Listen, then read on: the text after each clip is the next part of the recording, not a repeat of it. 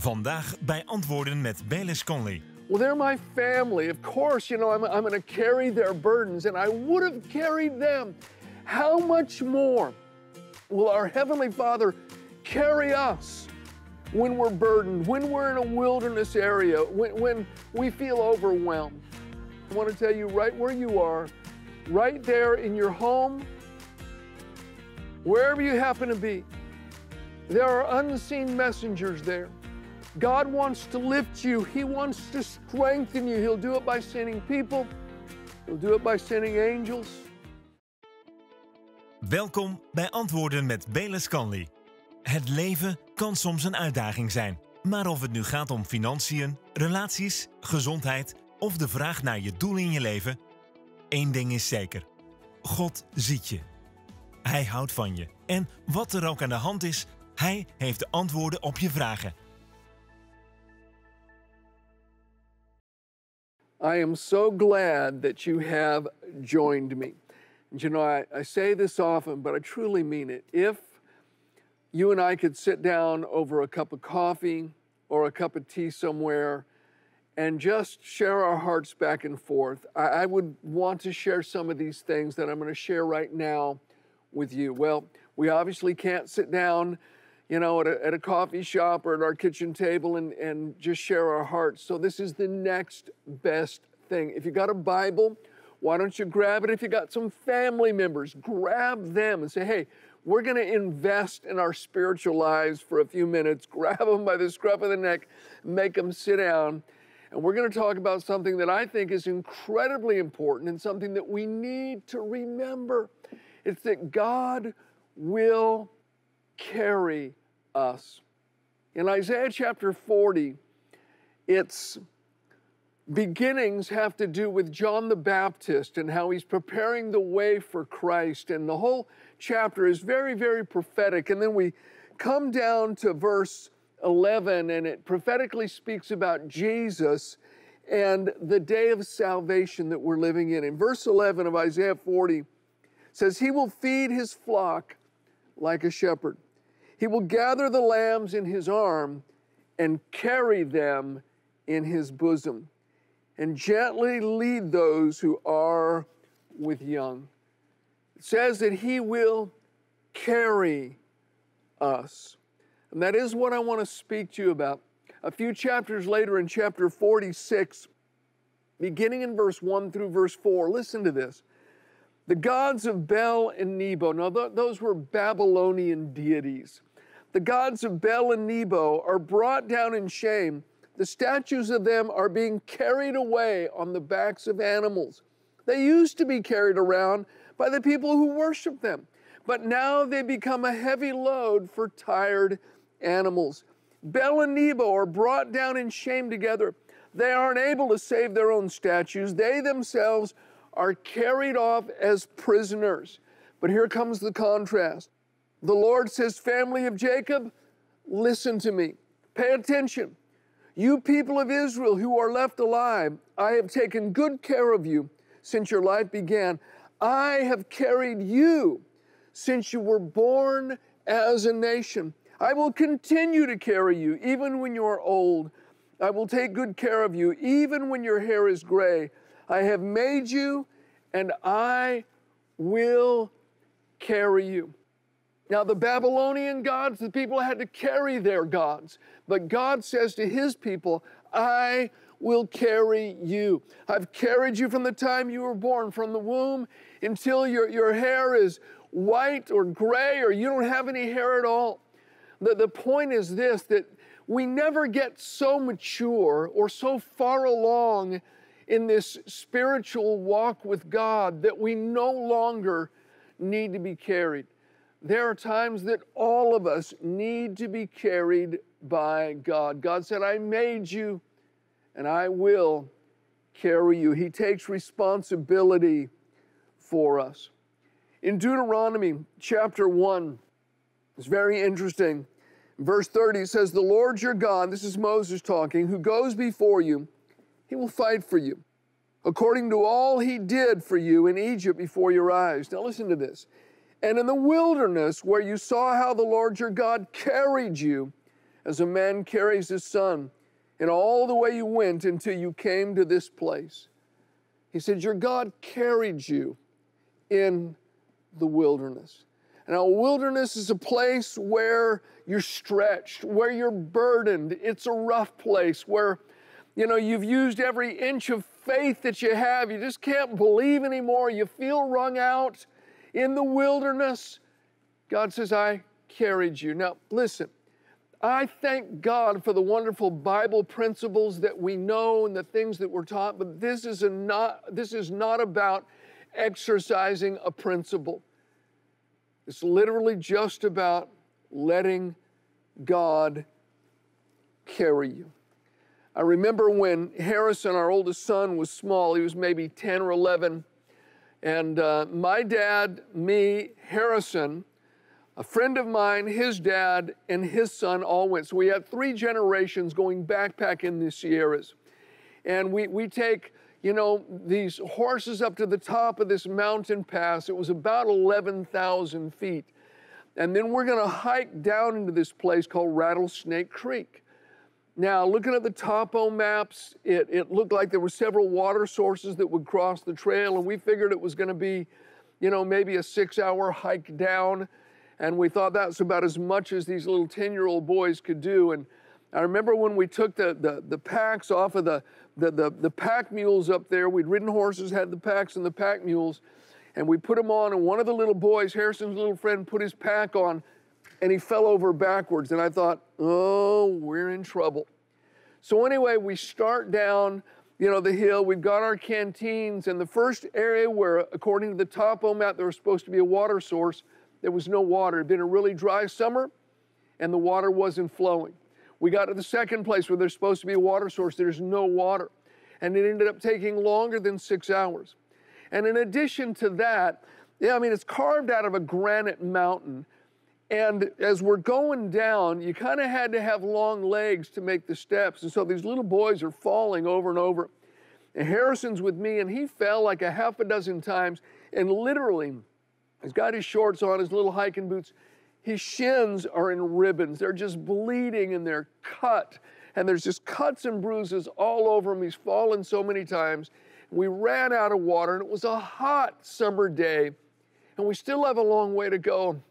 I'll never forget, he leaned back against this big granite boulder, and his face was dirty, and he was crying, and his shins were bleeding, and he said, this is the worst day of my life.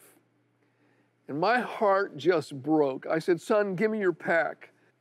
And I took his pack, and I said, you come on down the trail at your own pace. I'm going to go ahead. And if I could have carried him, I would have done it. But I took his pack and my pack, and I'd already taken a bunch of stuff out of his pack prior to this and put it in mine, so there wasn't much weight left to his pack, but I took it.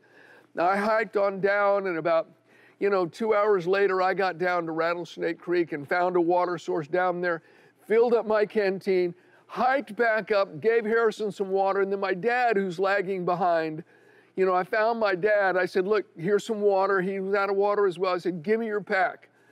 And being the proud Conley that he is, he said, no, I'll carry it myself. I said, no, you won't.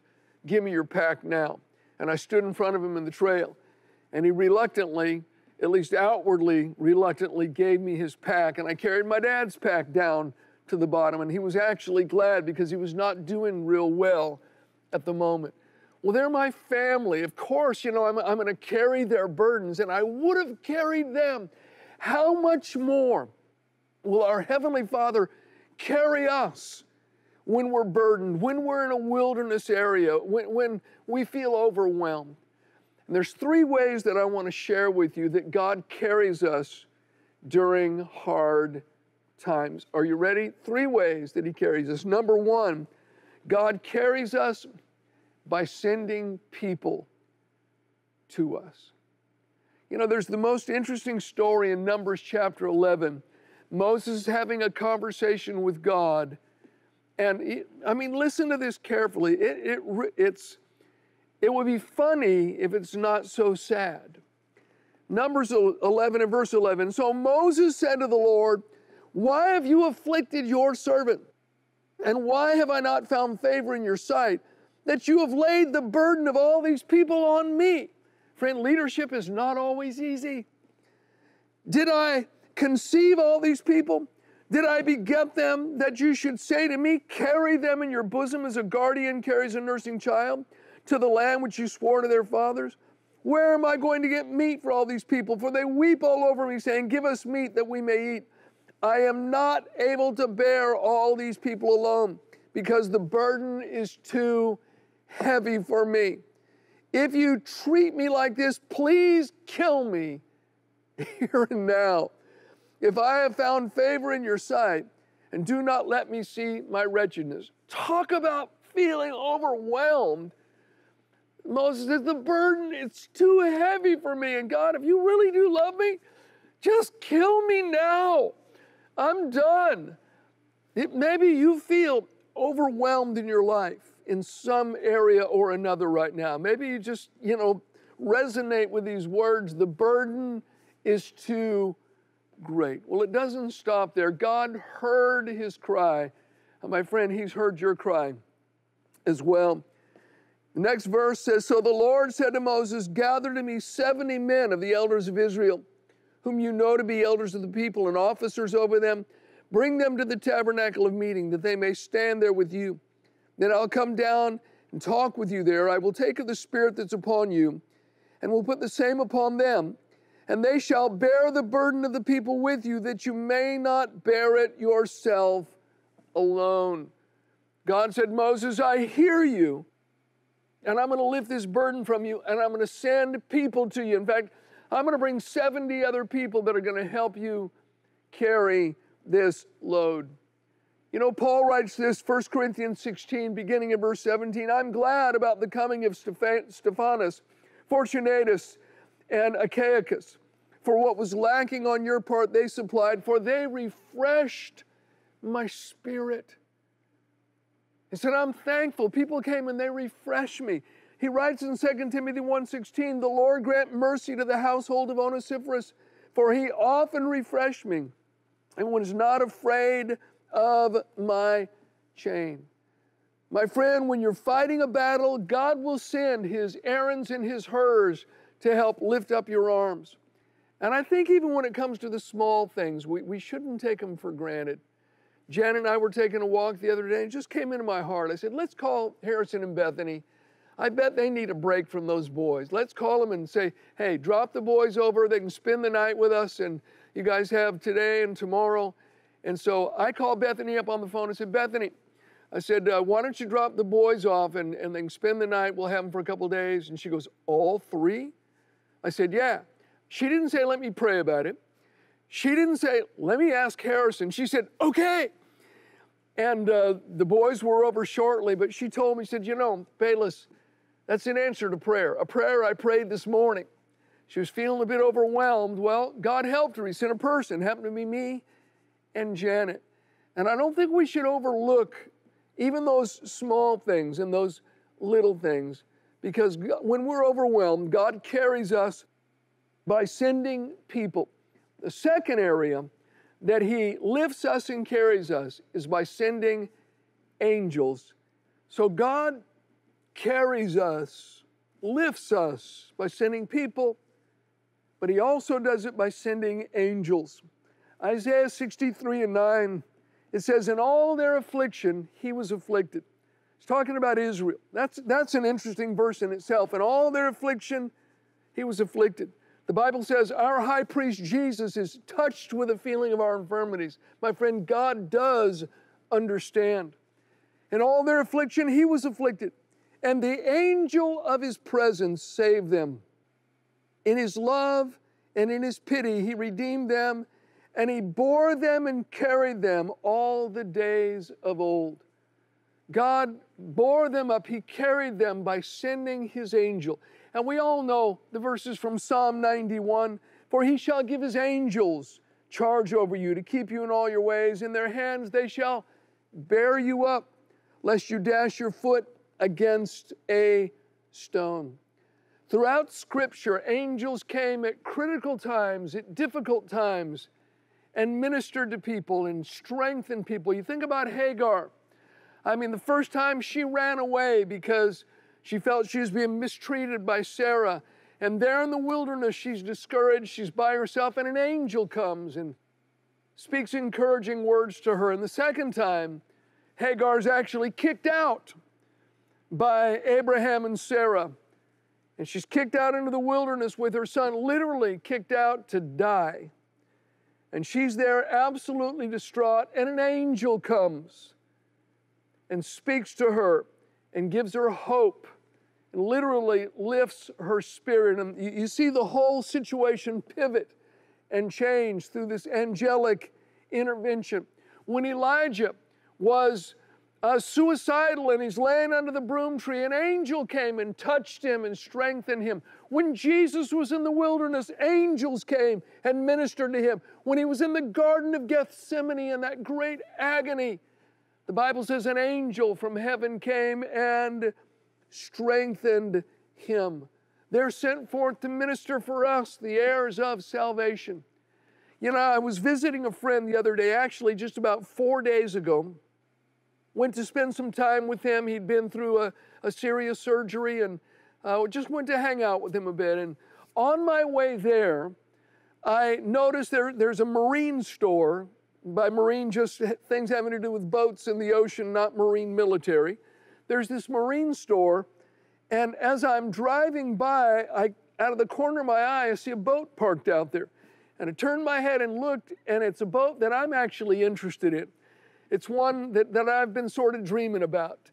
And I thought to myself, on my way home, I'm going to stop and just look at that boat and just kind of get this thing down in my heart. I'm going to dream a little bigger. And so I was pretty excited about it because I hadn't seen one like that. It's actually a boat. They generally manufacture them and have them up in Northern California and all the way up to Alaska. So anyway, I'm coming home, and it's like all of a sudden, it was just taken out of my mind. It was the strangest thing. I'm not a person that's going to forget something like that. But I drove right by it and never even looked, never even thought about it. I got home and realized, hey, I didn't stop and look at that boat. What the heck? I remember thinking, how strange. It's like something just wiped that out of my mind for a moment. Anyway, day and a half later, I've got to come to the office to take care of some things. And so I'm on my way to the office, and it was like suddenly, whoop, the thought came back in my mind, the boat. I went, wow. And it was so strange the way that thought came to me. It was just unusual. I remember as I was driving, I thought to myself, that's really odd, the way that thought addressed my mind, the boat. But I thought, well, I'm going to take the long way to the office, and I'm going to drive by, and I'm going to see that boat. So I'm driving down this main road, and I get to the left-hand turn lane. I can see the boats over there to the left about a block away. And I'm sitting waiting for the light to change, and this guy's standing, by the traffic signal on the sidewalk, and I look over at him, and all of a sudden he goes, bang! And he just hits the deck, and he's not moving. He fell hard, and he's not moving at all. Guy rides by him on a bicycle, pays no attention to him. I go, hey, cars are going around the corner. They're just leaving him there. And I'm thinking, what?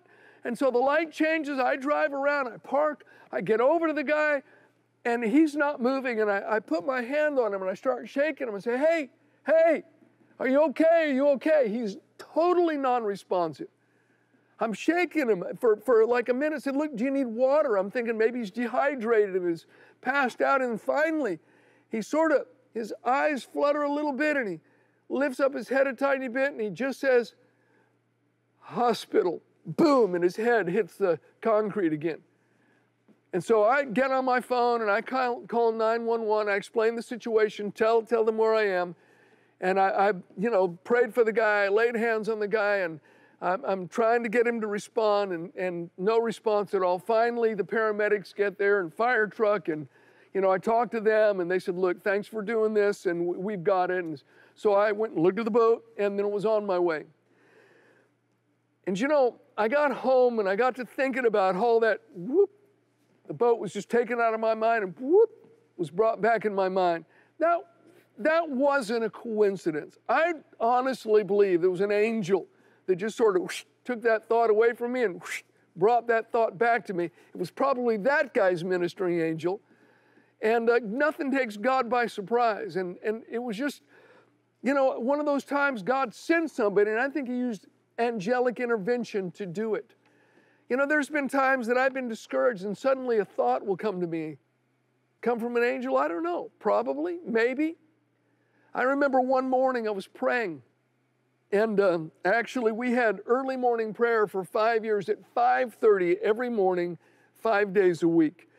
And so I'm at the church 5:30 a.m. and I'd gotten up real early that morning. I'm praying at home before I went to the 5:30 a.m. prayer meeting. And as I'm sitting down praying and have my eyes closed, I opened my eyes, and suddenly there were 3 men standing around me holding hands, making a circle around me. And I realized immediately they were angels. And I saw them as clear as I've seen anything. They're holding hands, and they were so huge, if I would have stood up, the top of my head maybe would have come to the bottom of their chest. They were just huge.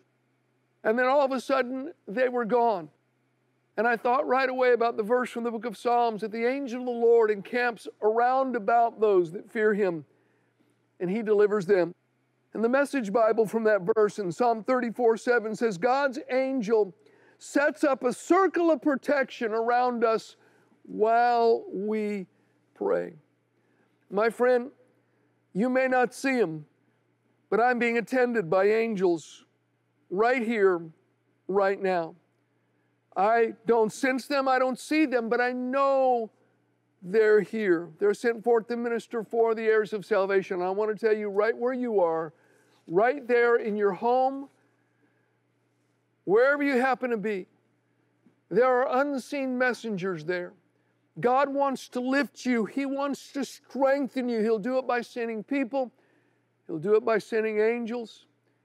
The third way that God lifts us, supports us, and carries us is directly by His Spirit. The Bible says this in Deuteronomy 33:27. God lives forever. You can run to Him for safety. His powerful arms are always there to carry you. He will drive out your enemies and make room for you. He'll say to you, destroy them. His powerful arms are always there to carry you. Now, you've probably heard that verse before. Many of the common translations say, underneath are the everlasting arms. In fact, some great hymns have been written incorporating that phrase and this verse into them. Underneath are the everlasting arms. Now, throughout Scripture, the arm of the Lord is a metaphor for the Holy Spirit and for His power. You can lean back and rest, my friend, because underneath are the everlasting arms. God will carry you. He'll support you by His Spirit. I remember when our children were small and we're teaching them to swim. And the first thing we taught them to do was to float on their backs. But if you've ever tried to teach a little child to swim, when you first try and get them to float on their back, the initial response is panic. They're just like, oh. And I would always say, look, don't panic. My arms are right underneath you. You may not feel them, but they're right there underneath you. I will not let you drown.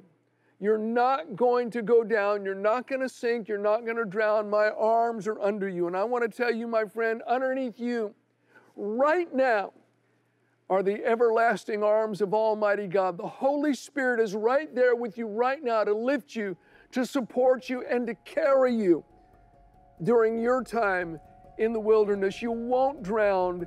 You will not sink.